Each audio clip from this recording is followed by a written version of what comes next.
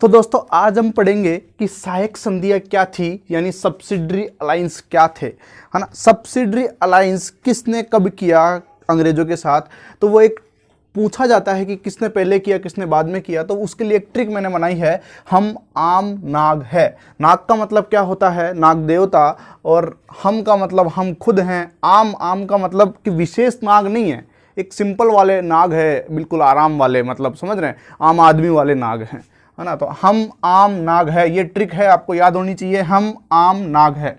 बस ये ट्रिक क्या है, कौन कौन से स्टेट्स जो हैं जिन्होंने ये सहायक संधियां की थी, आपको एकदम चुटकियों में विथ डेट यानी सन के साथ मैं आपको याद कराऊंगा, और वीडियो के एंड में आप पाएंगे कि आपको ये जिंदगी भर के लिए याद हो चुका होगा। इससे पहले दोस्तों मैं आपको बता देता हूं कि भाई सहायक संधियां क्या थी। ठीक है, चलिए, तो सहायक संधियां देखने से पहले हम देखते हैं कि सहायक संधियां बेसिकली क्या थी। सहायक संधियां कुछ नहीं थी। सहायक संधियां एक प्रकार से ही समझ लीजिए डुप्ले द्वारा स्टार्ट की गई थी। फ्रांसीसी गवर्नर था डुप्ले, डुप्ले ने क्या किया कि जो देसी राज्य थे, ये जिसे भारत में देसी राज्य थे, देसी राज्य का मतलब होता है कि जो राजा शासन करते थे ना, उनके छोटे छोटे राज्य थे। तो क्या होता था कि इस राज्य की लड़ाई इस राज्य से हो गई, यानी ए राज्य की लड़ाई बी राज्य से हो गई। ठीक है, अब देखिए, यानी बी ने ए पर आक्रमण कर दिया, तो अब ए भागा भागा देखे कि अगर मैं नहीं जीता तो मैं मारा जाऊंगा, मुझे कैद में डाल दिया जाएगा। तो ए क्या करता था, ये डुप्ले के पास आता था, डुप्ले को बोलता था कि मुझे कुछ सैनिक दे दो किराए पर। तो डुप्ले क्या करता था, ए से पैसे लेकर, एक राज्य से पैसे लेकर इसको कुछ सैनिक किराए पे दे देता था। यानी डुप्ले इसकी सहायता करता था, किसके बदले में, धन के बदले में। उसी को ही सहायक संधियां कहा जाता था। लेकिन चूंकि डुप्ले बस एक ही काम करता था कि पैसे दे जाओ सैनिक ले जाओ, पैसे दे जाओ सैनिक ले जाओ, यानी भाड़े पर सैनिक देने का काम कौन कर रहा था, डुप्ले। और वही सब्सिडरी अलायंस थी, वही सहायक संधि थी। फिर एक क्या हो गया कि फिर एक को लगा कि यार आज मेरे पे आक्रमण हुआ तो मैं डुप्ले के पास चले गया, कल को ऐसा नहीं हो कि डुप्ले के पास जाने का मौका ही नहीं मिले। तो इसने डुप्ले को बोला, एक ने डुप्ले को बोला कि भैया तू देख, तू पैसा कितना ही ले ले, लेकिन तू कोई 1000 2000 3000 सैनिक मेरे राज्य में हमेशा के लिए रख, है ना। तो एक इनके बीच में एग्रीमेंट साइन हो गया और उसको सहायक संधियां कह दिया। ठीक है, ये सबसे पहले सहायक संधि आपसे पूछा जाए किसने प्रारंभ करी, तो आप बताएंगे फ्रांसीसी डुप्ले ने स्टार्ट करी। अब डुप्ले के बाद में जो हमारे सबसे ज्यादा सहायक संधियों का प्रसार करते हैं, वो करते हैं हमारे बंगाल के गवर्नर जनरल यानी लॉर्ड वेलेजली। हमने पढ़ा भी था आपको दोस्तों, पुराने वाले वीडियो में आपको पता भी है कि लॉर्ड वेलेजली कौन थे, क्या क्या काम किया। लेकिन लॉर्ड वेलेजली सबसे इंपॉर्टेंट चीज है सहायक संधि। यानी दोस्तों आपको इतना तक याद होना चाहिए कि वेलेजली बोलते ही आपके दिमाग में क्या आना चाहिए, सहायक संधि। अब आपके दिमाग में प्रश्न तो उठता ही होगा कि सहायक संधि थी क्या, तो मैंने आपको एक कॉन्सेप्ट बताया। अब इस लॉर्ड वेलेजली ने इन सहायक संधियों को प्रसार किया, मतलब इन सहायक संधियों को और अच्छी तरीके से फॉर्म किया। कैसे किया, उसकी थोड़ी सी कहानी सुन लीजिए। ये जब वेलेजली भारत में आया तो इसने देखा कि जो आसपास के जो देसी रियासत के राज्य हैं, जैसे ये 4 राज्य हैं, होता क्या, इस राज्य के पास यानी ए राज्य के पास पैसा बहुत है, लेकिन इसके पास सैनिक नहीं है। इस पर ये बी राज्य जो है ये बार बार भी आक्रमण करता है, सी राज्य इस पर आक्रमण करता है, डी राज्य इस पर आक्रमण करता है, यानी बी सी डी ये तीनों इस पर आक्रमण करते हैं और इसका पैसा लूट लूट के चले जाते हैं।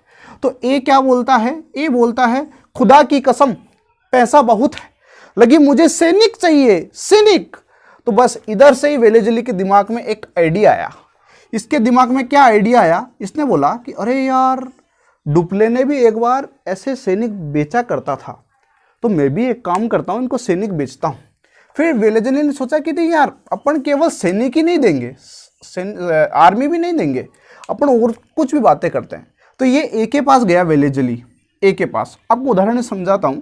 ए के पास वेलेजली गया, बोला कि भैया क्यों पिटता है बार बार में, हमारी आर्मी हम आपके अंदर रख देंगे, आपके बाद में ये बी और सी और डी कभी तरह पे आक्रमण करेंगे तो हमारी आर्मी लड़ेगी, तुम्हारे राज्य की सुरक्षा की जिम्मेदारी मेरी।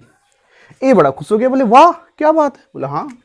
तो ए और वेलेजली ने ए को बोला कि देख भाई, आज से हमारी जो आर्मी है यानी ब्रिटिश आर्मी, ब्रिटिश सेना, वो आपके राज्य में रहेगी।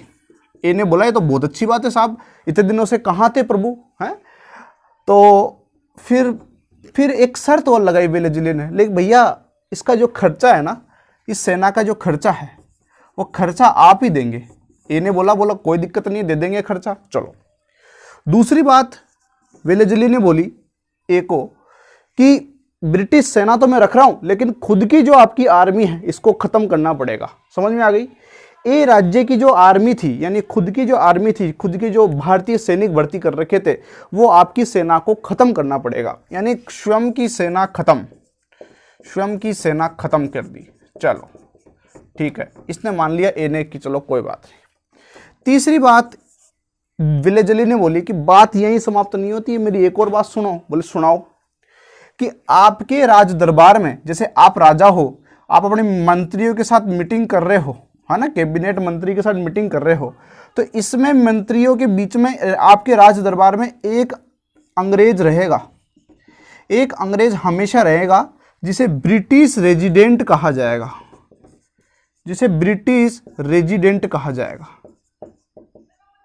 ठीक है। ब्रिटिश रेजिडेंट कहाँ रहेगा? इसके राजा के राज दरबार में हमेशा रहेगा। ये किसने कहा? ये इनकी वेलेजली की संधि में कहा। चौथी चीज इन्होंने बोला, ए ने सब तीनों मान लिया, वेलेजली ने बोला एक बात और मान लो मेरी। बोले क्या बात माननी है? चलो, कि आज के बाद में आप अपने राज्य में अंग्रेजों को छोड़कर किसी अन्य यूरोपियन व्यक्ति को नौकरी नहीं दोगे। अभी यूरोपियन व्यक्ति का मतलब क्या है? देखो, यूरोपियन व्यक्ति कौन कौन थे उस समय भारत में?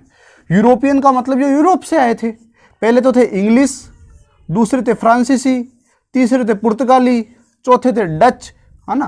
तो ये सब, तो इन्होंने बोला, वेलेजली ने ये राज्य को, कि आप कभी भी ना तो फ्रांसीसी को नियुक्ति दोगे, ना पुर्तगाली को, ना डचों को। केवल आप अंग्रेजों को नियुक्ति दे सकते हो, लेकिन औरों को नियुक्ति नहीं दोगे। यानी अन्य यूरोपियनों को आप अपनी नौकरी में नहीं रखोगे, अन्य यूरोपियन को नहीं रखोगे। ये बात इन्होंने कह दी, अन्य यूरोपियन को आप नहीं रखोगे। चलो, ये बात क्लियर हो गई। पांचवी बात, इसने ए को बोला कि आप कभी भी किसी अन्य राज्य से यदि कोई संबंध स्थापित करते हो, कोई भी वैदेशिक संबंध बात करते हो, तो आप इस अंग्रेज में रेजिडेंट रखा है इससे पूछ के कर रखोगे, यानी बिना पूछे कोई संबंध स्थापित नहीं करोगे। छठी बात इसकी सहायक संधि में इसने ये कही कि भैया आप किसी दूसरे राज्य पर आक्रमण नहीं करोगे। मतलब ये कुछ सहायक संधियों की शर्तें थी जो अन्य राज्यों के सामने वेलेजली ने रखी, है ना। अब जैसे ए था, बेचारा परेशान था कि भाई मेरे से तो आते हैं, लूट खसोट करके ले जाते, तो ए ने सब चीजें हाँ बढ़ दी। चलो, कुछ राज्य ऐसे थे जिन्होंने इसकी जो सहायक संधियां थी इनको तुरंत मान लिया कि चलो कोई बात नहीं, अपने भले के लिए ही वेलेजली ने ये काम किया है। लेकिन कुछ ऐसे राज्य थे जिन्होंने इसकी बात को नहीं माना, है ना। तो उनको इसने साम दाम दंड भेद लगा के लगभग सभी व्यक्तियों को, सभी जो राज्य थे उस समय, देसी राज्य थे, प्रिंसली स्टेट्स थे, उनको इसने मनवा दी बात। ठीक है, चलिए, तो ये बात आ गई कि आपसे पूछा जाएगा सहायक संधियां क्या हुई, तो अब मेरे को लगता है कि आप आराम से बता पाएंगे। सहायक संधियां बेसिकली कुछ नहीं था, एक एंटीवायरस था कि भाई कोई भी अगर आप पे आक्रमण करेगा तो हम आपको प्रोटेक्ट करेंगे, लेकिन उसके कुछ हमारी शर्तें हैं। क्या शर्तें हैं? कि एंटीवायरस का पैसा देना पड़ेगा, आपका खुद का एंटीवायरस खत्म। समझ में आ रही है बात? हमारा जो एंटीवायरस है वो आपके पीसी में रहेगा, हमेशा देखता रहेगा आप क्या क्या कर रहे हो। आप कोई दूसरा एंटीवायरस भी डाउनलोड नहीं करोगे, है ना। किसी अन्य राज्य से संबंध स्थापित नहीं करोगे, किसी दूसरे राज्य पर आक्रमण नहीं करोगे। तो इस प्रकार की चीजें हैं, मेरे को लगता है आपको समझ में आ गई होगी। अब दूसरा प्रश्न यहां से आता है, सहायक संधियां तो आपको समझ में आ गई कि कौन क्या क्या होती है सहायक संधि। अब आपको दूसरा प्रश्न आता है कि लॉर्ड वेलेजली ने किन किन से सहायक संधि करी, और वो क्रम से पूछे जाए थे कि पहला किसने, दूसरा किसने। आपसे प्रश्न आएगा कि क्रम को सजाइए, हैदराबाद, मैसूर और अवध, ये सबसे पहले किसने करी, बाद में किसने करी, बीच में किसने करी। तो ये सब चीजें हैं, हम आपको ट्रिक से बताने वाला हूं। वीडियो को अंत तक देखें दोस्तों। अगर आपको हमारे वीडियो पसंद आते हैं ना, तो आपके दोस्त जो कि पढ़ने वाले हैं अच्छे लोग, और जो ज़रूरतमंद है, जो गरीब विद्यार्थी है, जो बड़ी कोचिंगों में नहीं जा सकते, पैसा खर्च नहीं कर सकते, उनको आप बताएं हमारे वीडियोस के बारे में। मैं बहुत सारे वीडियोस बना रहा हूँ आप लोगों को, ट्रिक वाले, है ना, वो कई वीडियोस मैंने बनाए, साइंस के भी बनाए हैं, मॉडर्न हिस्ट्री के बनाए, आप ज़रूर उन्हें देखें। और आप हमारा टेलीग्राम चैनल जो है उसको भी ज्वाइन कर सकते हैं। तो दोस्तों आइए ट्रिक पर आते हैं। देखिए, हम आम नाग है, हम आम नाग है। हम आम नाग से पहले आप देख लेते हैं कौन कौन से राज्य थे जिन्होंने सबसे पहले सहायक संधि करी। तो सबसे पहले सहायक संधि करते हैं हैदराबाद। हैदराबाद हैदराबाद के बाद में जो सहायक संधि करता है मैसूर। मैसूर के साथ साथ में एक राज्य होता है तंजौर। दोनों एक साथ ही सहायक संधि करते हैं इससे, ठीक है। फिर इसके बाद में करता है अवध। इसके बाद में चौथा करता है मराठा। मराठा के बाद में पांचवा जो है वो करता है नागपुर। छठा जो करता है ग्वालियर। सातवां जो करता है वो करता है होलकर यानी इंदौर, है ना। ये लोग इनके साथ सहायक संधि करते हैं। तो ये क्रम से पूछे जाते हैं कि हैदराबाद, मैसूर, अवध, मराठा, नागपुर, ग्वालियर, इंदौर, ठीक है दोस्तों। तो ये आपको भी याद हो जाएंगे, जैसे मुझे याद है ना, वैसे आपको मुंह जबानी याद हो जाएंगे। जैसे आपको बताऊं ये 1798 में, है ना, ये करते हैं, फिर मैं बता दूंगा आपको अभी। अब ट्रिक से अपन देखते हैं। ट्रिक अपनी क्या है, हम आम नाग है। हम यानी हम, आम यानी मतलब मैंगो पीपल वाला बात है, आम नाग है, हम आम नाग है, हम आम नाग हैं। हम है से आपका निकल जाएगा हैदराबाद, हैदराबाद। मैं से निकल जाएगा आपका मैसूर, ठीक है। आम, आ से निकल जाएगा आपका अवध। मैं से निकल जाएगा आपका मराठा, ठीक है।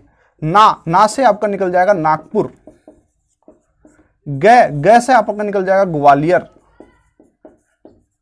और है से आपका निकलना है होलकर, होलकर, ठीक है। तो ये आपको याद हो चुके होंगे, हैदराबाद, मैसूर, अवध, मराठा, नागपुर, ग्वालियर और होलकर। अब देखिए, ये मैं आपको बताया हैदराबाद, मैसूर, अवध, मराठा, नागपुर, ग्वालियर, होलकर। देखिए, है, मैं, आम, नाग, है, ठीक है। चलिए, ये 1798 में किया, इन दोनों ने 1799 में किया। मैसूर के साथ में आपको एक छोटी सी चीज जरूर याद रखनी है कि तंजौर ने भी किया था। तंजौर ने 1799 में सहायक संधि करी थी। अवध ने 1801 में, मराठा ने 1802 में, नागपुर ने 1803 में, बहुत सिंपल है। और ये 1804 में और ये 1805 में। मतलब सन याद रखने की तो दिक्कत ही नहीं है, अगर आपको ये याद हो गई बस, हम आम ना आ गए तो बस काम हो गया आपका।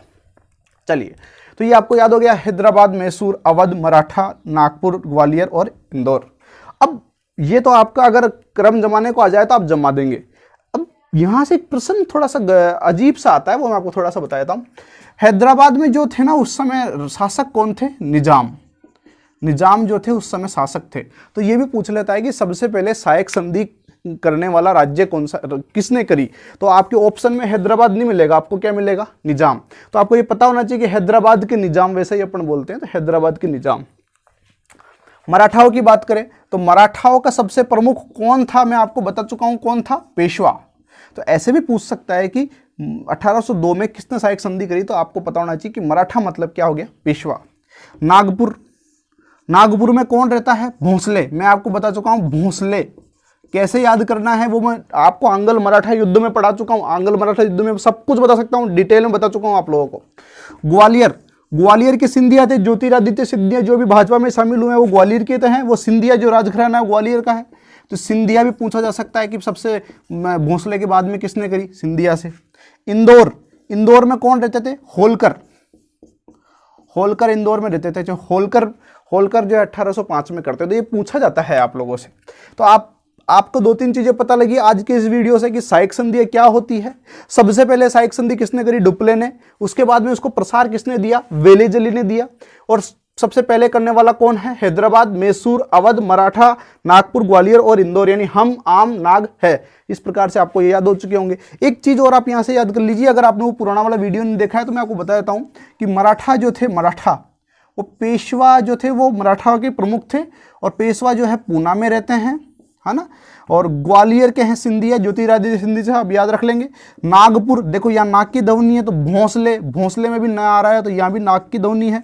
इंदौर, इंदौर में ओ की मात्रा है तो होलकर में भी ओ की मात्रा रहेगी। तो ये आपको मैं बता चुका हूँ, आप आंग्ल मराठा युद्ध वाला वीडियो आप जाके देखेंगे ना, आपको ढंग से समझ में आ जाएगा। अब बस आपको एक ट्रिक याद रखनी है, हम आम नाग है, तो आपकी सहायक संधियों वाली क्वेश्चन याद हो जाएगा, आप कभी ना भूलेंगे। तो दोस्तों इसी के साथ ही धन्यवाद, जय हिंद, वंदे मातरम।